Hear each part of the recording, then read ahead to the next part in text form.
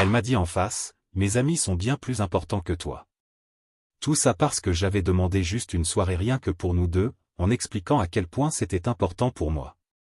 Mais quand ses amis ont commencé à sortir ensemble et à ne plus l'inviter, c'est elle qui est venue me supplier de revenir. J'ai 28 ans et j'étais avec ma petite amie, Nathalie, 27 ans, depuis 3 ans. Nous vivions ensemble depuis 1 an et demi. J'écris ceci depuis mon nouvel appartement pendant qu'elle inonde mon téléphone de messages vocaux que je n'ai aucune intention d'écouter. Il y a 3 mois, je lui ai simplement proposé une soirée en amoureux. Un vendredi soir, juste nous deux, un dîner et peut-être un film. Rien de sophistiqué. Et sa réponse ? Chérie, tu sais que le vendredi c'est sacré. C'est le soir où le groupe se retrouve. Mes amis sont bien plus importants qu'un dîner quelconque. On vit déjà ensemble, ça ne suffit pas ? Le groupe, c'est son cercle d'amis depuis la fac, Nathalie, Jonah, Milo, Daphné et Rovan. Ils sont soudés depuis la première année. Je comprends, l'amitié c'est important, mais la vérité, c'est que ça faisait déjà 4 mois qu'on n'avait pas eu un vrai rendez-vous. Chaque week-end, c'était brunch avec le groupe, soirée jeu avec le groupe, journée plage avec le groupe. J'étais toujours soit le petit ami en trop qui se greffait, soit le mec qui restait seul à la maison. Je lui ai dit fermement ce que je pensais, puis je suis sorti du salon. Elle a ri, croyant que j'exagérais. Ce week-end-là, pendant qu'elle participait à un autre événement avec le groupe, j'ai commencé à chercher un appartement. J'ai trouvé un petit studio correct à 20 minutes de là. J'ai versé la compte et j'ai commencé à déménager petit à petit, mes livres un jour, mes vêtements d'hiver un autre. Elle ne s'en est même pas rendue compte, trop occupée à organiser la « crise des 25 ans » de Jonah. J'ai fini par remarquer un schéma, chaque fois que je proposais une activité à deux, soit elle invitait le groupe à se joindre à nous, soit elle annulait parce qu'un plan avec eux se présentait. Le dîner pour fêter ma promotion ? Elle est arrivée avec 1 heure de retard parce que Milo faisait une crise, son rendez-vous Tinder l'avait planté. Le déjeuner pour l'anniversaire de ma mère ? Elle n'est pas venue parce que Daphné avait besoin d'une thérapie capillaire d'urgence, après avoir détesté sa nouvelle coupe. 2 semaines après notre conversation franche, j'ai tenté une dernière fois. Je lui ai demandé si elle voulait m'accompagner à ce nouveau restaurant de barbecue coréen, juste nous deux. Elle m'a répondu exactement comme ça. Mon Dieu, pourquoi t'es si collant en ce moment ? Rovan organise une soirée vin avec tout le monde.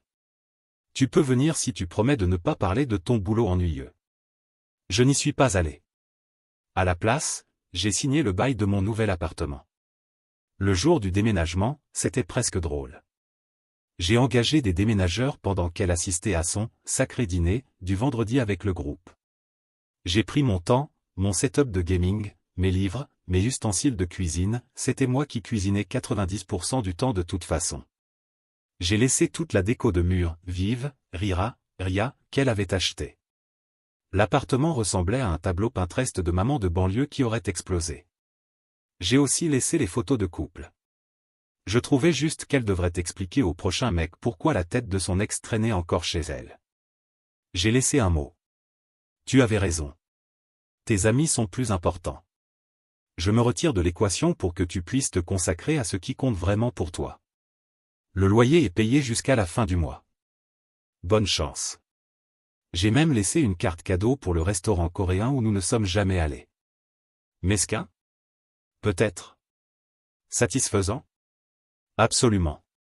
Son premier appel est arrivé à 23h47, message vocal. C'est quoi ce mot ? Et pourquoi la moitié de l'appartement est vide ? C'est pas drôle, Trevor. Puis un autre message, à 23h52. Je suis sérieuse. Où es-tu ? Ton setup de gaming a disparu. Tu ne laisserais jamais ça derrière toi.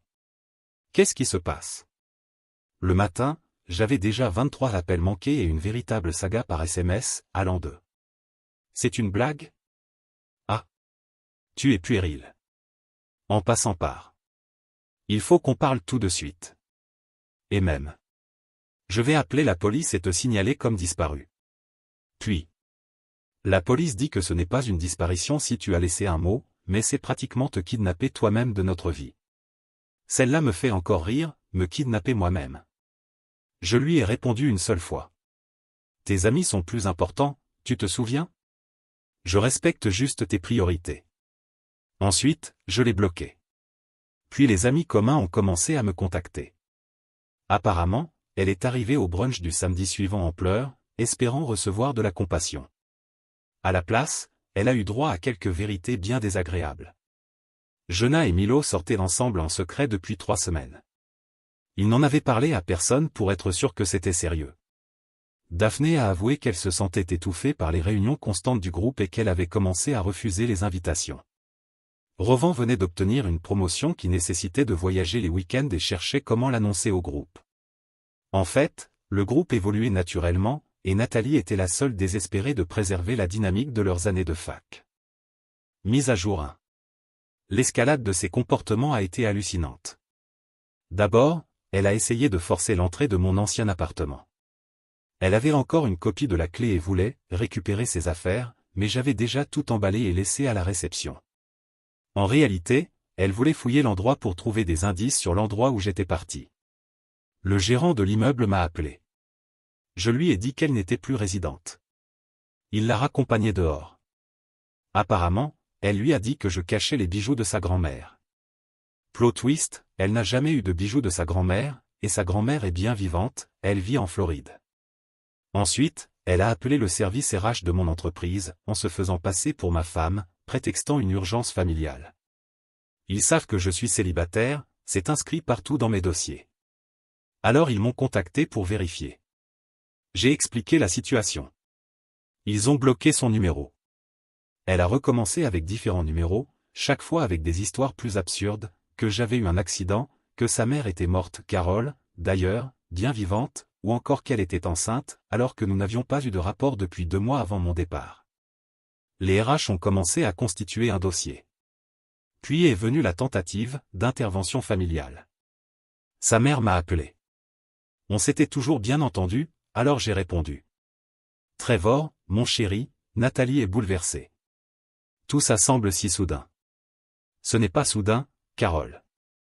Ça fait des mois que je demande simplement du temps en couple. Mais tu sais qu'elle met ses amitiés au-dessus de notre relation. Oui, mais... Oui. Elle l'a dit très clairement. Tu es injuste. Elle a juste un grand cœur. Elle a des priorités. Et je n'en fais pas partie. J'ai accepté ça, et je suis parti. Carole a essayé de me faire culpabiliser pour nos 3 années de relation. Elle m'a dit que Nathalie pleurait tous les soirs maintenant. Je suis resté ferme, elle avait choisi ses amis, encore et encore, plutôt que nous. C'était son choix. Voici le mien. Pendant ce temps, le drame dans le groupe ne faisait qu'empirer. Jonah et Milo ont officialisé leur relation, postant des photos ensemble. Nathalie a explosé, accusant Jonah de trahir leur pacte sacré, en sortant avec quelqu'un du groupe. Jonah a répliqué que Nathalie devait mûrir et arrêter de les utiliser comme système de soutien émotionnel personnel. L'échange de messages était cruel. Jonah m'a envoyé les captures. Nathalie, on s'était promis de ne jamais laisser une relation nous séparer. On avait 19 ans, maintenant on approche de la trentaine. L'âge ne change pas la loyauté. Non, mais la maturité change les priorités. Ce que tu comprendrais si tu en avais un peu. Comment oses-tu, après tout ce que j'ai fait pour toi? Comme quoi? M'exiger d'annuler ma conférence professionnelle pour aller à ta soirée vin d'urgence juste parce que Trevor t'avait demandé un rendez-vous? Ou me faire culpabiliser d'avoir manqué un brunch alors que mon père était à l'hôpital? Nathalie, ce n'est pas pareil. Tu as raison. C'est pire. Daphné a commencé à refuser encore plus d'invitations. Elle a rejoint un club de randonnée, a commencé à fréquenter quelqu'un, et a posté qu'elle s'entourait de personnes qui encouragent la croissance, pas la stagnation. La réaction de Nathalie? Elle est venue sur le lieu de travail de Daphné pour lui faire une scène, l'accusant d'abandonner de vraies amitiés pour des inconnus. La sécurité a dû l'escorter dehors. Daphné l'a bloqué partout. Puis, Nathalie a trouvé où je travaillais. Nous n'avions jamais travaillé ensemble, mais elle connaissait le nom de mon entreprise. Elle s'est présentée à l'heure du déjeuner avec un discours visiblement préparé. La réception ne l'a pas laissée monter sans rendez-vous. Elle a essayé d'attendre dans le hall. La sécurité du bâtiment lui a demandé de partir après 3 heures.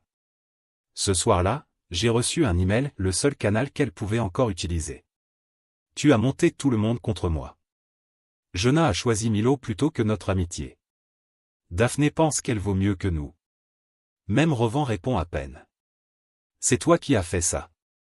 Tu les as empoisonnés contre moi. J'exige que tu règles ça. Dis-leur d'arrêter de me punir à cause de ton incapacité à comprendre ce qu'est l'amitié. Je n'ai pas répondu. J'ai transféré le mail à mon ami avocat, qui m'a conseillé de tout documenter, par précaution. Mise à jour 2. Elle a atteint le sommet de l'illusion. Elle a créé un groupe de discussion avec tous nos amis communs, intitulé « Manipulation de Trevor Posta ». Elle y a publié des captures d'écran de vieilles conversations, mais soigneusement éditées, comme un message où je disais « Je ne veux pas y aller ». Sans le contexte, c'était le 5e événement du groupe cette semaine-là et j'avais une échéance importante au travail. Les réactions n'ont pas été celles qu'elle espérait. Marcos, Nati, ces captures montrent littéralement qu'il essaie juste de passer du temps avec toi. Regarde bien, il te demande juste une soirée ensemble après 4 mois. Tu ne comprends pas le niveau de guerre psychologique. Eric, j'étais là le mois dernier quand tu lui as dit que son dîner de promotion n'était pas important parce que Revent devait boire avant d'aller en boîte. C'est écrit noir sur blanc. De quel côté es-tu, Marcos? Du côté de ceux qui avancent dans la vie. Les gens ont commencé à quitter le groupe. Marcos lui-même m'a appelé. Mec, elle a pété un câble. Elle continue d'exiger qu'on choisisse un camp. Je lui ai dit qu'il n'y a pas de camp. Vous avez rompu. La vie continue. Elle l'a traité de traître et de faux amis, alors qu'ils se connaissent depuis l'école primaire. Puis est arrivé le moment le plus invraisemblable. Comme ces amis-là trahissaient, Nathalie a décidé de s'en faire de nouveau. Elle a commencé à aller seule dans des bars, racontant à qui voulait l'entendre que son ex abusif l'avait éloignée de ses amis. Problème, elle choisissait des bars fréquentés par nos connaissances. Mon ami Eric m'a appelé. Mec, ton ex est OMC en train de raconter des histoires folles. Elle dit que tu l'as forcé à choisir entre toi et ses amis, que tu étais contrôlant. Lisa lui a montré les captures qu'elle-même avait postées dans ce fameux groupe, où je la supplie littéralement pour une soirée en amoureux. Nathalie est partie en pleurs. La chute du groupe s'est poursuivie. Revent a accepté la promotion avec déplacement, a déménagé à 2 heures de là, et a posté sur les « nouveaux chapitres » et le fait de laisser derrière soi les schémas toxiques. Nathalie a commenté « Tu abandonnes ta vraie famille pour de l'argent ». Il a supprimé le commentaire et l'a bloqué. Milo et Jonah étaient désormais pleinement un couple. Nathalie a essayé de venir par surprise à leur pendaison de crémaillère. Il ne l'avait même pas invitée. Elle est tout de même venue avec un cadeau, et a fait un discours sur le pardon et comment l'amitié surmonte les erreurs sentimentales. La sœur de Jonah l'a interrompu et a mis fin à la scène. Moment gênant, toute la salle la fixait tandis qu'elle parlait de « lien sacré » et de « noyau originel ». Milo a finalement demandé qu'elle parte. Elle a repris son cadeau, un collage de photos du groupe à l'époque de la fac, et a claqué la porte. Daphné m'a envoyé un message. Je suis désolé d'avoir alimenté ça si longtemps. Tu méritais mieux. Nathalie, elle, m'envoyait encore des messages depuis différents numéros, me traitant de « faux amis » pour avoir choisi des étrangers plutôt que l'histoire que nous partagions. J'ai déposé une main courante pour harcèlement. Mise à jour 3. Le fond du gouffre, ou peut-être pas encore. Mais avant, je vais expliquer ce qui s'est passé avec mes affaires et le bail de l'appartement, puisque beaucoup de gens m'ont posé la question. Le bail était à nos 2 noms, mais je payais 70% du loyer, puisque la « société de conseil en réseaux sociaux » de Nathalie se résumait à gérer l'Instagram de 2 petites boutiques locales. Quand je suis parti, j'ai prévenu le propriétaire que je paierais ma part jusqu'à la fin du bail, encore 2 mois, mais que je ne renouvellerais pas. Il a été compréhensif, m'a dit qu'il avait déjà vu beaucoup de séparations.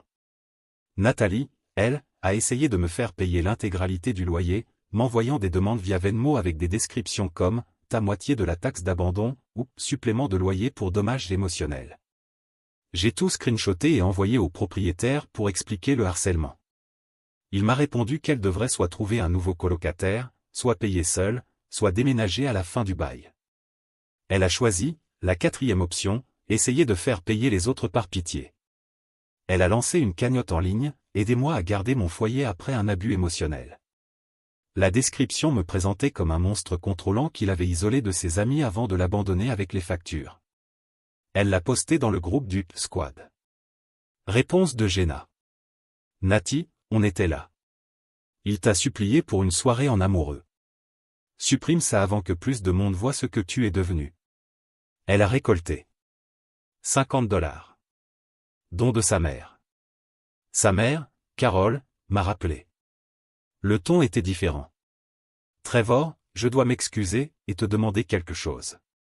Nathalie t'a contacté récemment? Non. Tout est bloqué. Pourquoi? Elle a quitté son travail. Elle dit qu'elle doit se concentrer sur la reconstruction de ses vraies amitiés. Elle vit chez moi. Elle passe ses journées à écrire des manifestes sur l'amitié et la loyauté. Elle publie tout en ligne. C'est inquiétant. Je suis allé vérifier avec un compte secondaire, et mon Dieu. Elle avait créé un blog intitulé « Quand vaut pour toujours choisissent de mourir ». Les articles parlaient de la trahison de Jenna, de « Comment les romances détruisent la sororité », des « Fausses amies vs les vrais », un guide complet, la campagne de mon ex pour détruire l'amitié féminine, ou encore pourquoi la culture des couples est toxique pour les vrais liens. Chaque texte faisait des milliers de mots, un flot délirant sur la loyauté, les liens sacrés et comment tout le monde l'avait abandonné à cause de la propagande sociale sur les relations. Pendant ce temps, le groupe original se désagrégeait complètement. Daphné avait créé un nouveau groupe sans Nathalie, appelé Grandir pour de vrai. Elle y partageait des mèmes sur les amitiés toxiques et des publications sur les limites saines. Quelqu'un en a envoyé une capture à Nathalie. Elle a imprimé les captures et monté une présentation PowerPoint intitulée Preuve de conspiration, qu'elle a envoyée aux adresses e-mail professionnelles de tout le monde.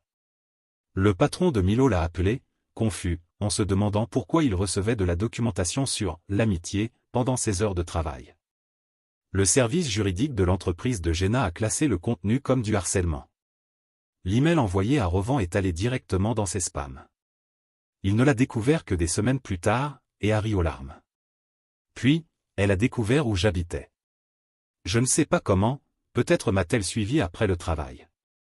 Elle est venue un dimanche matin avec des copies imprimées des articles du blog et de la présentation PowerPoint. Tu dois lire ça, comprendre ce que tu as fait. Nathalie, par maintenant. Pas avant que tu admettes que tu as monté tout le monde contre moi. Ils ont grandi, Nathalie. Les gens évoluent. Les amitiés changent. Les amitiés ne changent pas. Les vrais durent toujours. Tu as 27 ans, pas 17. Tes amis ont avancé dans la vie. Tu devrais faire pareil. Elle a essayé de me fourrer les papiers dans les mains. J'ai reculé et fermé la porte. Elle est restée assise devant chez moi pendant 2 heures, lisant à haute voix les textes du blog. Mon voisin a fini par appeler la police. Ils lui ont donné un avertissement pour intrusion. Ce soir-là, j'ai reçu un SMS d'un numéro inconnu. Quand tu réaliseras ce que tu as perdu, peut-être que je te pardonnerai. Mais mes amis, ils sont finis. Tu les as détruits. Je n'ai pas répondu. J'ai bloqué ce numéro aussi. Jenna m'a contacté. Elle laisse des cadeaux devant notre porte. Bracelet d'amitié, vieilles photos, lettres nous demandant de nous souvenir de qui nous étions. Milo veut demander une ordonnance restrictive. Je suis désolé que tu aies enduré ça pendant 3 ans. Je lui ai dit que ce n'était pas sa faute. Nous avons tous, d'une certaine manière, laissé faire. Mise à jour 4. La conclusion que personne n'attendait, pas même moi. Mais d'abord, la fin de l'histoire de l'appartement. Nathalie n'a pas pu payer le loyer seule. Elle a tenté de convaincre Jonah d'emménager avec elle, comme au bon vieux temps. Jonah vivait avec son fiancé, alors elle a demandé à Daphné, qui lui a répondu avec un lien vers un article sur la codépendance. Finalement, elle a posté sur les réseaux une annonce pour chercher une colocataire, basée sur la loyauté et les valeurs de l'amitié. Les réponses n'ont pas été celles qu'elle espérait. C'est bien la fille de ce blog délirant sur la trahison en amitié? Ma thérapeute a littéralement utilisé ton blog comme exemple de schéma d'attachement malsain. La publication a été supprimée en quelques heures. Elle est retournée vivre chez sa mère. Elle a tenté de présenter ça comme « J'ai choisi la guérison familiale plutôt que la culture toxique de l'indépendance ». Personne n'y a cru. Le mois dernier, sa mère, Carole, m'a appelé pour me donner des nouvelles.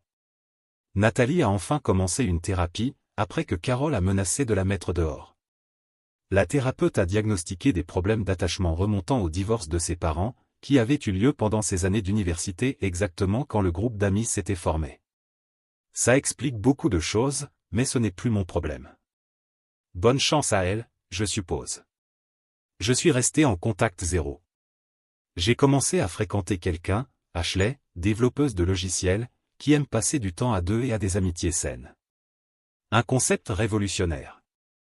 La semaine dernière, j'ai croisé Daphné dans un café. Elle m'a donné des nouvelles. Jenna et Milo se sont fiancés.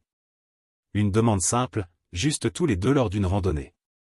Nathalie l'a découvert sur Instagram et a commenté « Félicitations et rien de plus ».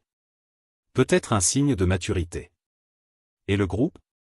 Il n'existe plus. Il n'y a plus de squad. Ça fait longtemps que c'est fini. Parfois, on se voit encore, mais dans différentes combinaisons, comme de vrais adultes. C'est plus sain ainsi. Nathalie vit toujours chez sa mère. Elle a trouvé un nouveau travail, supprimé le blog, rejoint quelques groupes de sortie, et poste encore de temps en temps des pics sur la loyauté, mais beaucoup moins qu'avant. Hier, j'ai reçu une lettre. Oui, une vraie lettre, de Nathalie. Trevor, ma thérapeute m'a conseillé d'écrire des lettres sans les envoyer, mais j'envoie celle-ci, car tu mérites des excuses, même si tu ne la lis jamais. J'avais tort, non pas de valoriser l'amitié, mais de croire que l'amitié signifiait possession. J'ai traité mes amis comme des biens et toi comme un accessoire. Quand tu es parti, je t'ai blâmé pour l'effondrement de tout, mais ces pièces étaient prêtes à tomber depuis longtemps. Tu as juste cessé de les retenir. Je ne demande ni pardon, ni amitié, ni quoi que ce soit. Je voulais juste que tu saches que tu as eu raison de partir. C'est moi qui ai choisi mes amis à ta place, encore et encore. C'était mon choix, et ta réaction était la tienne. J'apprends la différence entre avoir des amis et garder des otages. Nathalie.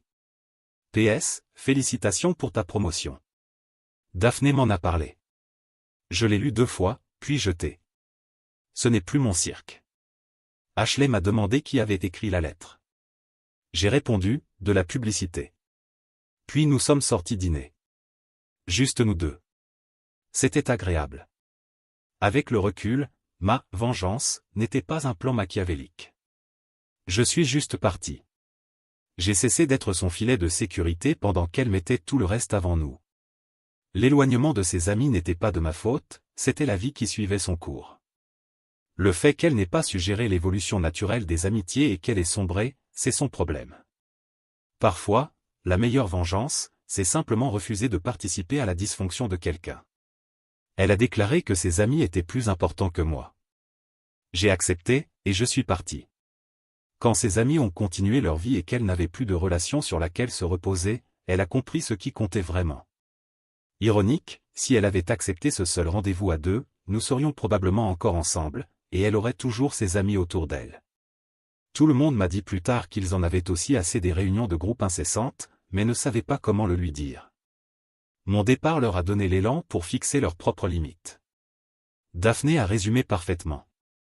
Tu n'as pas détruit la bande. Tu as juste montré qu'on restait ensemble par culpabilité, pas par lien authentique. Je ne suis pas heureux de ça. Je ne suis pas triste non plus. Je continue juste à vivre aux côtés de quelqu'un qui veut vraiment être en couple, et pas avec quelqu'un qui traite son partenaire comme une option secondaire. Pour ceux qui vivent une situation similaire, si la personne vous montre, encore et encore, où vous vous situez dans sa liste de priorités, croyez-la, et agissez en conséquence. Vous méritez d'être la priorité de quelqu'un, pas juste un lot de consolation. Et non, je ne vais pas la débloquer. Ce chapitre est clos. La plus grande ironie? La semaine dernière, Ashley a rencontré certains de mes amis. Quand elle a su qu'on avait des projets samedi, elle m'a demandé. Ça te dérange si on annule? J'aimerais vraiment aller à une foire bio avec toi. Juste nous deux, sans bande, sans drame. Un couple qui vit des choses de couple. C'est ça, une relation saine. Commentaire Monsieur Reddit. Ah, Nathalie, un vrai exemple de comment transformer un simple « je préfère voir mes amis » en une série de 4 saisons, avec blog complotiste, présentation PowerPoint et intrusion digne d'un feuilleton policier. Et tout ça parce que, tu ne voulais pas d'un simple dîner en tête-à-tête. mais au final, bravo, tu as réussi à prouver que parfois, une amitié ne se termine pas à cause des autres, mais parce que plus personne ne supporte d'être dans le même groupe que toi.